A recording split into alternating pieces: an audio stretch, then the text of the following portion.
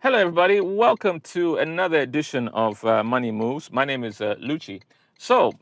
What we do on this show is we go around, we look for various people that we can speak to about how they've been able to make their money move for them. That's the basic idea of the show. We've spoken to the CEO of FNB Zambia. This morning, I don't know who we're going to be able to pick up, but I'm hoping that we pick up somebody who will be able to speak to us about how they have been successfully able to make their money move.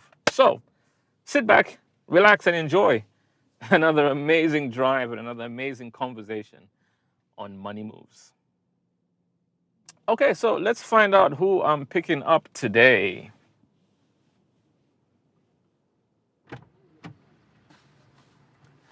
Good morning, sir. Morning, Luchi. How are you? I'm good, thanks. How are you? I'm all right, thank you. It's Mr. Clergy, isn't it? Yes, Luchi. Nice to meet you, Clergy. Thank you very much. How was your gym session? I'm told you were at the gym. How's your gym session? It was very good. Yeah. Very good. I did the spin class, so good. Yeah. What's your favorite go-to when you're in the gym?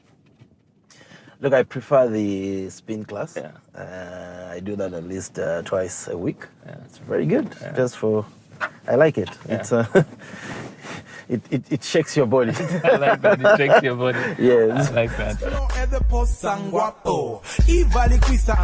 Clergy, it's very nice to meet you. From the little that I know about you, and you can correct me if I'm wrong here, but Sure. I've been told that you had big problems. There was a period when you had big problems.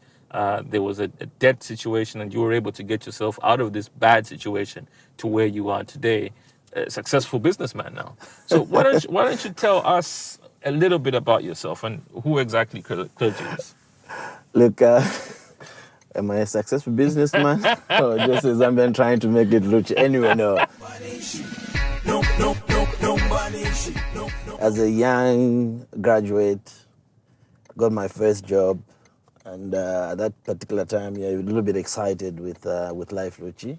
Like every young professional, when you get in and you have a salary and you suddenly have got access to credit. Yeah. So the first thing you want to do is to maximize all your limits. Yeah. Now, so even when somebody tells you, okay, here is a car is worth 10 million, but if the bank say they can lend you 30 million, you want to go and tell the bank, I need 30 million. Yeah. Well, deep down in your heart, you know you're buying a car for 10 million. Yes. And you probably use the balance from not even where we're sure whether you're actually making any progress or not. So that's what I've been through, yeah? So Wait, is that your story? that's my story. So, in other words, you were a reckless young man. It's okay to say it, Mr. Clergy. We've all been there. We've all been there. So you were a reckless young man. Yes, I think Okay. in terms of borrowing, because look, I started my first job was an audit firm. Then I moved into a bank. So when you're in a bank, the first thing that excites everyone in a bank is that, okay, there are staff loans. Yeah. And you want to max all your limits, get money, so that, you have got a bit of money for all the time. Yeah. So yes, and I went all out to borrow. And one thing I then realized later on is, so like, for example, the first story I'll tell you about is maybe when I borrowed for a car. Okay. To buy a car, Yeah. because What car was it? Do you remember what car it was? it was a nice RAV4. I thought you'd say it was something bigger than a RAV. I thought you'd say it was something like this car. No, this is a beautiful car, by the way. Okay, so it was a RAV4. It was a RAV4, yes. Okay. All right, so it was a RAV4. Okay. So you borrowed more than you needed for this RAV4. Yes. Okay. So What the else did you borrow on for? Yeah, so look, the RAV4 was, I think the price was like $9,000 then, but I ended up borrowing about $16,000. What did you do with the rest? So if you ask me, and that is probably some of the life lessons I've learned, I just used it. Yeah. I didn't save it. Yeah. And so, just used it around. And I don't think I can even point at anything that I used the difference for. Yeah. And that's probably one of the quick life lessons I learned about borrowing. When you borrow for consumption, you always have a challenge in future. Yeah. Because remember, you're paying for something that you have consumed, but you are still paying it for the next 5 years, and you can't tell why the bank is deducting money from you, and that's painful. So how bad did it get? Because again, like I said, the little that I know about you is that you were like us as a country. You were a hippic, but from an individual level. So how bad did it get? Look, I borrowed for a car. Yeah. I would borrow for stuff. At that particular time, I maxed up all my limits in the bank. Yeah. And I then realized that 3 years down the road, I was servicing debt that I could not point at anything, and said, oh, but why am I paying this debt? What's this for? What's this for? And then suddenly I realized, look, I probably made a mistake here. I shouldn't have borrowed more than what I needed for. I think I'm paying for debt for something that I consumed 3 years ago, which I can't even point at today. I can't even say where did I put this money into. So it was hurting. But fortunately, maybe for me, because being a finance student quickly and working in a bank, I had an opportunity to then start reconstructing my debt portfolio. So I then said to myself, no, when you borrow, I must borrow for something that I am using. You can't borrow to pay for rent, for example. Sure. So I would do that. I would borrow to pay for rent. And I said to myself, but how sustainable is this? It's not something that is so sustainable for a long time. I mean, you borrow, you buy for groceries in the house. I don't think that is really sustainable. Unless you are really planning it in such a way that, okay, if I'm borrowing for this, well, I'm consuming, and I know where I'm going to pay for it from. So that's something that I learned very, very early, Luchi. It's an interesting story, though. Yeah, no, it is interesting because, again, like you said, here's the thing that a lot of us do as Zambians. Yeah. When we get employed, we get our first job, we get our first pay, our minds instantly go to car, money, house. That's where we go to. Yeah. And it doesn't. Our brains don't connect to the fact that we need to be careful about wanting money, house, car. That we need to be careful that we don't overextend ourselves. Correct. Because nobody teaches us these things. The thing is that when you're young at that particular time, I think having money is probably one of the quick things you are thinking about. And even when you're borrowing, there's nothing wrong borrowing to buy a car. There's nothing wrong to borrow to buy a house, for instance. But I think what was wrong, like in my situation, is to think because you have got a limit to buy a car, then you borrow more than what the car even what you need for a car, because you want to have access to money at that particular time. So the car is costing 30,000 kwacha. You go and borrow 50,000 kwacha. So you've overvalued the car. You have an extra 20,000 that you are now using around, playing around with. The problem with that is the car's true value is 30,000. So the true value of the car is $9,000, like in my case, and then you borrowed $16,000. So the extra 6,000, you have already consumed it. Because there was no plan to use. So that there was no extra. plan to use it. Okay. But then you find that the loan you are servicing is higher than the true value of the car, and you start asking yourself, but why am I in this situation? Why am I paying for this? And then you ask yourself, what did I use the 6,000 for? Nothing really. Yeah. So those are some of the things that I learned very quickly. When you were, so here you are, young clergy, younger than you are now. Probably never used to go to the gym those days. But here you are, young clergy, you find yourself in this situation where you're in the red, because this is where you are, right? Yes. You're in the red. You must have been depressed. Of course. You must have been going through stuff that even I can't imagine. So what did you do? So for me now, when you are in that situation, the first thing you realize that you can't afford certain things because you are in debt. You are servicing a loan that you you don't even know what you use the money for. And I've got a car that I need to constantly service and repair now because its true value is not what I'm actually paying the debt for. So then I'm thinking to myself, what did I do wrong, Clergy? So quickly, I think from that time, I said to myself, no, I need to reconstruct my finances. There's nothing that is so terrible as just you're working, earning a salary, but at the end of the month, half of what you're earning is going towards servicing a debt that you consumed 3 years ago. So it was at that point that I was very lucky, and I just told myself, no, Clergy, you need to change. So I even asked myself, was it right for me to actually, for example, rush to buy a car and not sort out my accommodation situation? Because at that time I was still renting, and I would borrow for a year to pay my rentals. And I think it was not a very good... Hold on, you borrowed for a year? Yeah, so that I could pay for rentals. Wow. You see, I was in a bank, so it was easy to borrow for using the staff loan.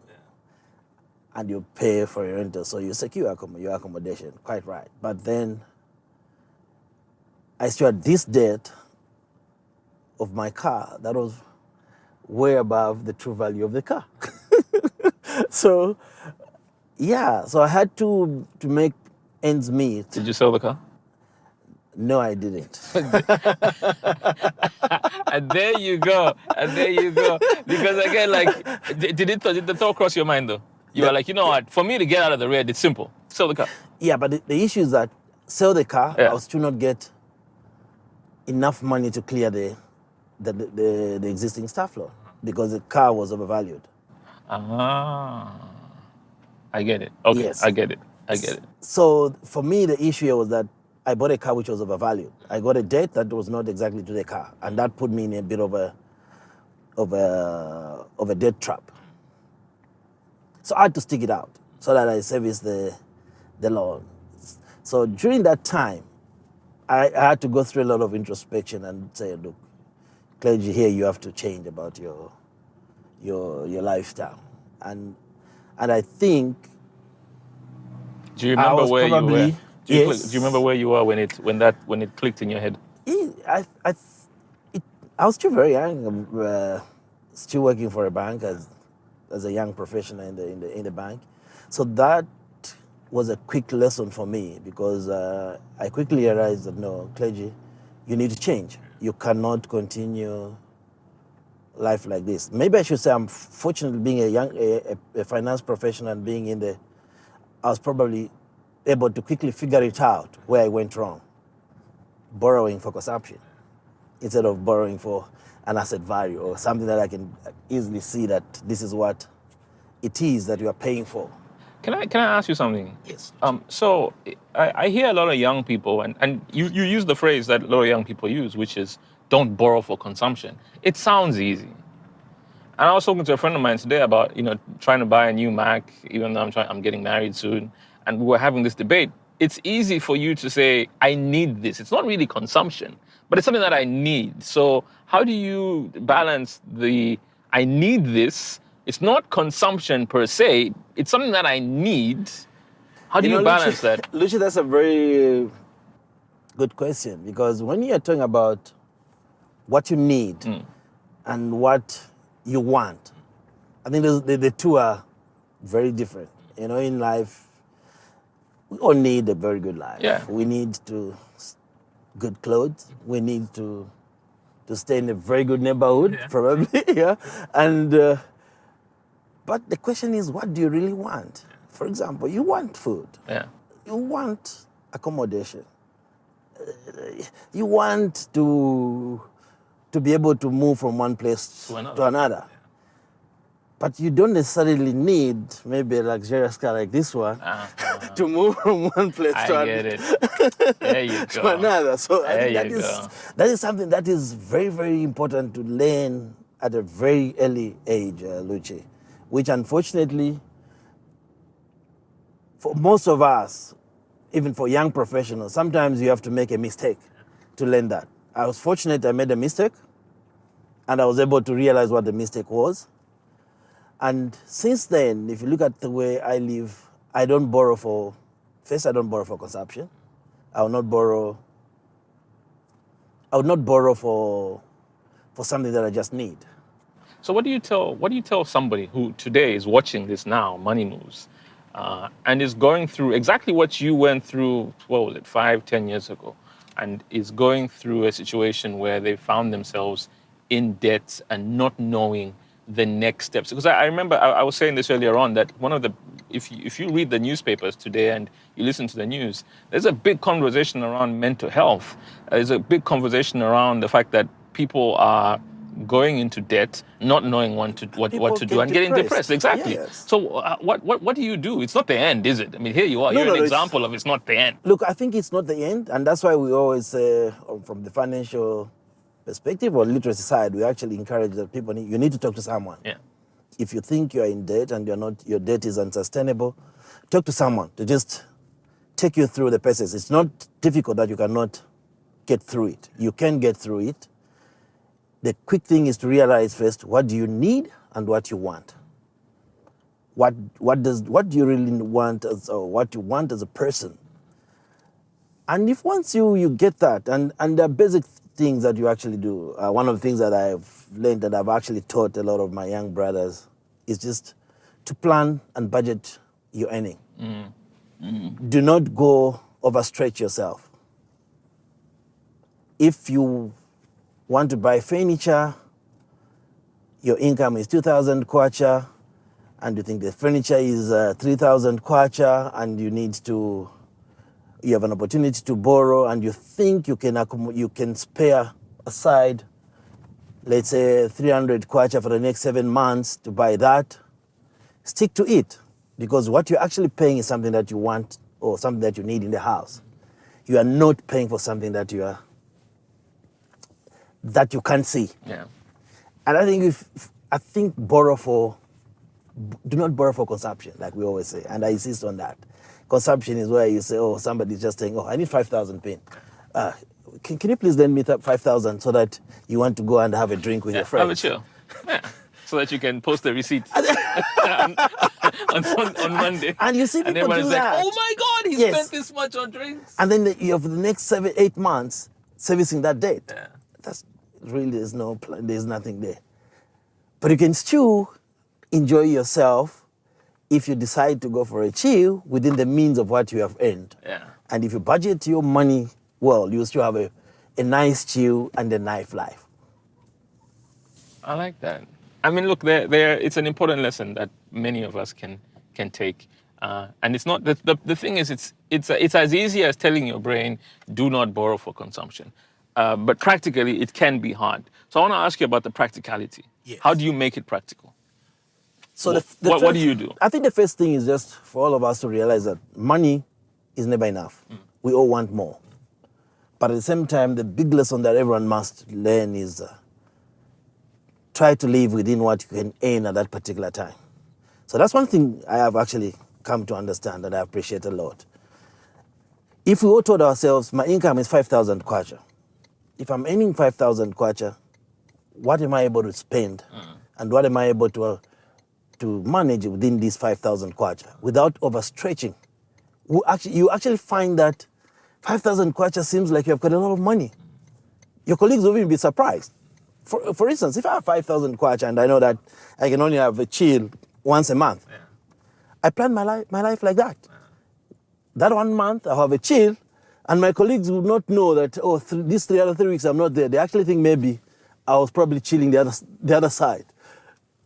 But yet it's within my means. It's what I can afford. You know, the problem we have today is that if you look at everywhere,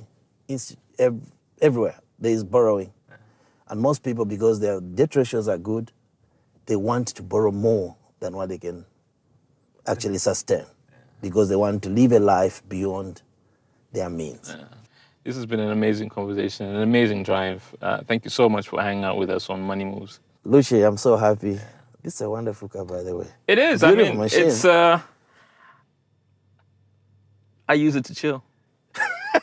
That's what I do with it. I use it to chill. No, I'm so happy. But I take your advice. I take your advice very seriously. And I think for many people who are watching today, your story will change their lives. No problem. Yeah. Thank you Thanks a so lot. much. I appreciate it. Thank you very much. Brilliant. Are we Thank you good? for the ride. Thank you very much. Thank you very much. I enjoyed. Thank you very much. Beautiful car, beautiful machine. Yeah. Are you tempted to buy or not yet? Look, maybe when I make a bit of money, one of these days, I might just decide to buy it. We don't want you going back into debt. I will not be in debt. Okay. I'll make money. Perhaps I can afford it, and I can drive it nicely with a free mind. Excellent. I'll see you in the spin class very shortly. Sure. Thank you so much. Thanks. Clergy story, which you've all just heard, is a story around borrowing essentially for consumption and the dangers that borrowing for consumption leads. So if there's anything, if you're out there planning right now that you need to borrow for a chill, borrow to get a brand new phone, you may want to think twice. But it's about being practical about it, and how do you ensure that what you're borrowing for isn't considered as consumption. So for me, that's the big takeaway, and I hope that's your takeaway as well, that don't spend on things that you don't need to spend on. Borrow within your means, and lastly, don't borrow for consumption. Thank you very much for watching today's episode of Money Moves. We'll see you soon. On the next drive, it might be you who I pick up. Who knows? We'll see you soon. Bye.